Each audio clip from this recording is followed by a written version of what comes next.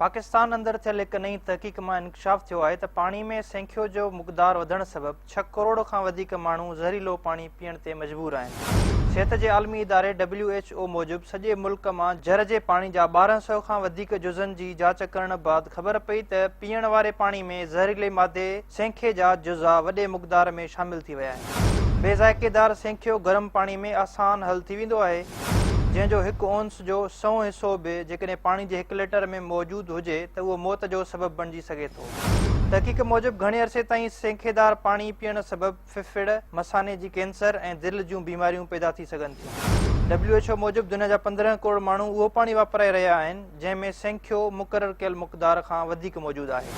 WHO जे मयार मूजिबि 1 litre पाणी में सेंखे जो वधि में वधि मुक़दार 10 माइक्रोग्राम हुजणु घुरिजे, पर पाकिस्तानी हुकूमत उन जो मयार 50 माइक्रोग्राम मुक़ररु कयो आहे। तहक़ीक़ मां मालूम थियो आहे त पाकिस्तान जा उभर वारा इलाइक़ा ऐं सिंधु दरिया जी भर में मैदानी इलाइक़नि में रहंदड़ 5 खां 6 करोड़ माण्हू पीअण लाइ उहो पाणी इस्तेमालु करे रहिया आहिनि जंहिं में सेंखियो मुक़ररु मुक़दार खां वधीक मौजूदु आहे।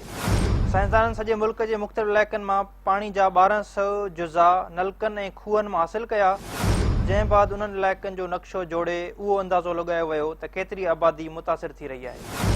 Swiss federal institute of aquatic science सां लाॻापियल तहक़ीक़ जे सरबराह डॉक्टर जोल पिटकोस्की मूजिबि तहक़ीक़ जा नतीजा ख़तरनाक निकिता आहिनि। डॉक्टर पिटकोस्की जो चवणु हो त हू पहिरियों दफ़ो पाकिस्तान में उन मसइले जी शिदत खे वाज़े करण में कामयाब थिया आहिनि।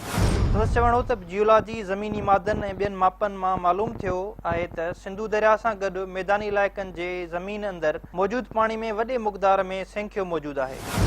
साइंसदाननि जो चवणु आहे त पोखील पाणी जे वधीक इस्तेमालु सबबि सूरतहाल वधीक ख़राब थी रही आहे। उन तहक़ीक़ में सेंखियो ऐं मिटी में मौजूदु तेज़ाबियत विच में मज़बूत तालुक़ जो अंदाज़ो पिणु लॻायो वियो आहे। डॉक्टर जोल पिटकोस्की जो चवणु हो त सिंधु माथिरी में वॾे पैमाने ते पोखी लाइ पाणी इस्तेमालु कयो वेंदो आहे, जंहिं सबबि सेंखे जो मुक़दार पाणी में वधी रहियो आहे।